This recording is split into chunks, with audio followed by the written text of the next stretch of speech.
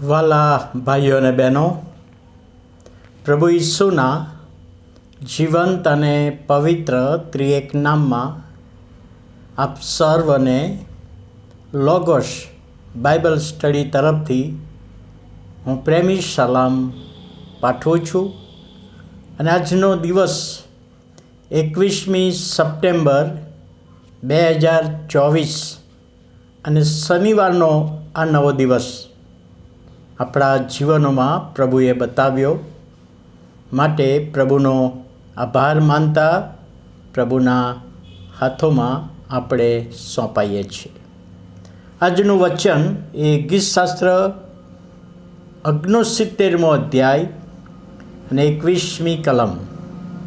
ત્યાં લખ્યું છે, વળી તેઓએ મને ખાવા સારું પિત્ત આપ્યું અને મને તરસ લાગતા તેઓએ સરકો આપ્યો.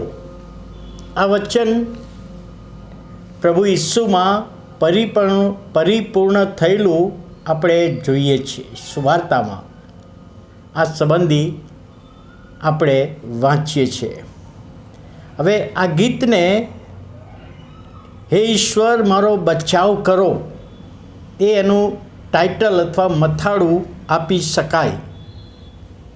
અને દાઉદની વેદના, પાણી મારા પર ફરી વળ્યા છે, હવે મને કોઈ આશા રહી નથી એવું એ બતાવવા માગે છે. કાદવમાં હું ખૂંપી ગયો છું, મારાથી બહાર નીકળી શકાતું નથી એવું બતાવવા માગે છે. અને વિના કારણ મારા ઉપર દોષ મૂકવામાં આવે છે, મારો દ્વેષ કરવામાં આવે છે, મારો નકાર કરવામાં આવે છે એ બાબતની રજૂઆત કરે છે. અને કહે છે મારા માથાના વાળ કરતાં શત્રુ વધી ગયા છે.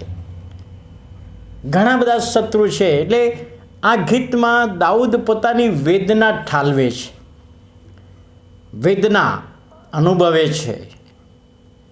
અને 69મો ગીત અને 4થી કલમમાં કે છે મારો નાશ કરવા પ્રયત્ન કરે છે, જે મેં લૂંટી લીધું નહોતું તે મારે પાછું આપવું પડ્યું.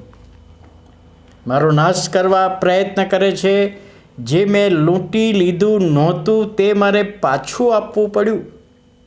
અને આ કલમ સંબંધી ઘણા બધા સેવકોએ પોતાના ખુલાસા રજૂ કર્યા છે. એમાંના એક સેવક સેમ્યુઅલ ક્રોસમેન, પ્રભુના સેવક સેમ્યુઅલ ક્રોસમેન, જે મેં લૂંટી લીધું નહોતું તે મેં પાછું મારે આપવું પડ્યું, એના વિશે આત્મિક અર્થ આપણને બતાવે છે કે માણસના પાપને કારણે ઈશ્વર સાથેની સંગત તૂટી ગઈ, ઈશ્વર સાથેનો આનંદ, ઈશ્વર સાથેની શાંતિ એ જતા રહ્યા, પાછા આપવામાં આવ્યા. એટલે ઈસુ ખ્રિસ્ત વડે તે પાછું આપવામાં આવ્યું. બીજા અર્થમાં કે ઈશ્વર સાથેની જે એદનવાળીની સંગત હતી, યહોવા સાથેની સંગત, જે પાપને કારણે, પાપે પ્રવેશ કર્યો જેના કારણે સંગત તૂટી ગઈ અને આદમને હવાને વાડીમાંથી બહાર હાંકી કાઢ્યા અને ઈશ્વર સાથેની સંગત તૂટી ગઈ એ પાછી લાવવાને માટે પ્રભુ ઈસુ ખ્રિસ્ત આ પૃથ્વી પર આવ્યા. અને કે છે એ પાછું આપવામાં પ્રભુ ઈસુ ખ્રિસ્ત વધસ્તંભ પર મરણ પામ્યા. એ થિયોલોજી અહીંયા બતાવવામાં આવી છે કે પ્રભુ ઈસુ ખ્રિસ્ત મરણ પામ્યા. અને એ વખતે વધસ્તંભ પર પણ જે આ બાબત બની હતી એ અહીંયા દાઉદના જીવનમાં જોવા મળે છે.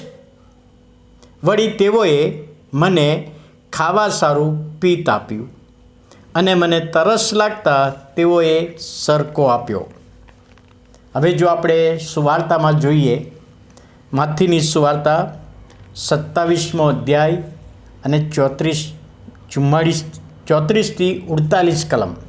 માથીની સુવાર્તા 27મો અધ્યાય 34થી 48 કલમમાં આ ભવિષ્યવાણી જે 69:21માં તેઓએ મને ખાવા સારું પિત્ત આપ્યું અને મને તરસ લાગતા તેઓએ સરકો આપ્યો, આ જે ભવિષ્યવાણી પ્રભુ ઈસુમાં પરિપૂર્ણ થયેલી માથી બતાવે છે વધસ્તંભ પર.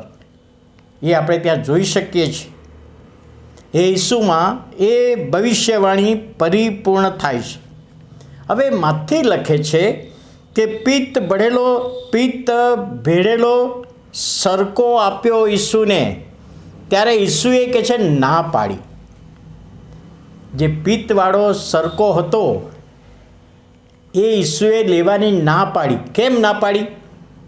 તો એનું કારણ છે કે જ્યારે રોમન સરકારમાં, સામ્રાજ્યમાં કોઈને વધસ્તંભની શિક્ષા થાય અને થાકી જાય ત્યારે બહુ જ અસહ્ય વેદના થાય, એવા સમયે પિત્ત ભેળવેલો સરકો આપવામાં આવે કે એના શરીરમાં પેઇન ઓછું થાય, બેભાન જેવું થાય, દુઃખ બહુ ના અનુભવવું પડે. અને એટલા માટે ઈશ્વરે ના પાડી, ના, હું તો દુઃખ સહન કરવાનો જ છું, મારે તો દુઃખ સહન કરવા માટે જ આવ્યો છું, મારે આવી રિલીફ કે રાહત જોઈતી નથી, એટલા માટે ના પાડ્યું. અને જ્યારે તરસ લાગી ત્યારે સરકો આપ્યો, ત્યારે સાદો સરકો પીધો. એટલે કહેવાની બાબત કે પ્રભુ ઈસુ ખ્રિસ્તમાં એ બાબત પરિપૂર્ણ થઈ. વળી તેઓએ મને ખાવા સારું પિત્ત આપ્યું અને મને તરસ લાગતા તેઓએ સરકો આપ્યો. તો વાલા ભાઈઓ અને બહેનો, દાઉદના જીવનમાં જે બાબત બની હતી, જે ભવિષ્યવાણી ઉચ્ચારેલી, એ પ્રભુ ઈસુ ખ્રિસ્તમાં પરિપૂર્ણ થઈ. તો આવો આપણે પ્રભુનો આભાર માનતા પ્રભુના નામને ધન્યવાદ આપીએ, પ્રાર્થના કરીએ. વાલા પ્રભુ, અમે તમારો આભાર માનતા તમારા નામને ધન્યવાદ આપીએ છીએ, તમારા નામની સ્તુતિ કરીએ છીએ કે આજનો આ દિવસ તમે એમને બતાવ્યો, આજનું વચન સમજવામાં, સમજાવવામાં આત્માની દોરવણી આપી. આભાર માનતા, સ્તુતિ કરતા તમારા હાથોમાં સોંપાઈએ છીએ. પ્રભુ ઈસુના નામે સાંભળો અને માન્ય કરો. આમેન.